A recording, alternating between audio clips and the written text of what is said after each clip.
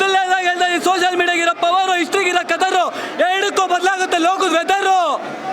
ಆಟ ಓಡಿಸಬೇಕು, ಗ್ಯಾಸು ಬಾಡಿಯಲ್ಲಿ ಇರಬೇಕು, ಫುಲ್ಲು ಜೋಶು. ಗುರು ಕೇಳಿ ಸಿನಿಮಾ ನೋಡಿದ್ರೆ 100% ಹೇಳ್ತಾ ಇದ್ದೀನಿ ಗುರು, ಈ ಸಿನಿಮಾ ಬ್ಲಾಕ್ ಬಸ್ಟರ್, ಇಡೀ ಇಂಡಿಯಾದಲ್ಲೇ ಬ್ಲಾಕ್ ಬಸ್ಟರ್ ಉಡೀಸ್ ಗುರು, ಬ್ಲಾಕ್ ಬಸ್ಟರ್ ಉಡೀಸು.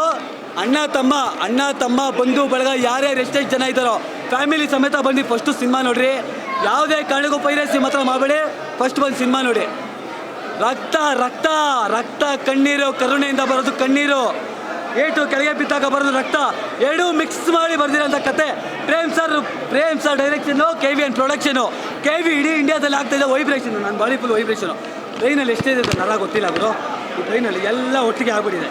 ಒಂದು ರ್ಯಾಪ್ ಹೇಳ ಪ್ಲೀಸ್, ಒಂದು ರ್ಯಾಪ್ ಹೇಳೋಣ. ಕೇಳಿ ಕಿಲಾಡಿ ಸ್ನೇಹದ ಜೋಡಿ, ಬೇಡ ಗಡಿ ಬಿಡಿ, ಥಿಯೇಟ್ರಿಗೆ ಬಂದಾಯ್ತು ದಯವಿಟ್ಟು ದಾರಿ ಬಿಡಿ.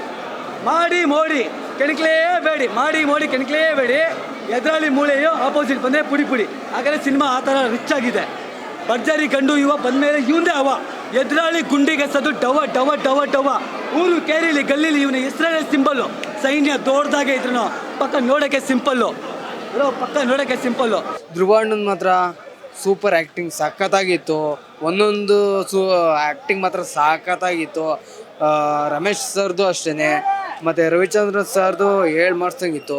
ಫೈಟಿಂಗ್ ಮಾತ್ರ ಲಾಸ್ಟ್ನೇ ಸತಿ ತುಂಬಾ ಚೆನ್ನಾಗಿತ್ತು. ಮತ್ತು ಸುದೀಪ್ ಸರ್ದು ಅಷ್ಟೇ ತುಂಬಾ ಚೆನ್ನಾಗಿತ್ತು. ನಾನು ಕೂಡ ಅಷ್ಟೇ ಮಾಗಡಿಯಿಂದ ಬಂದು ಗೊಂಬೆ ಕುಣಿಯೋಕ್ಕೆ ಅಂತ ಬಂದು ಫಸ್ಟ್ ಶೋನ ನೋಡಿದ್ದೀನಿ ಕೂತ್ಕೊಂಡು ನೋಡಿದೆ. ತುಂಬ ಖುಷಿ ಆಯಿತು.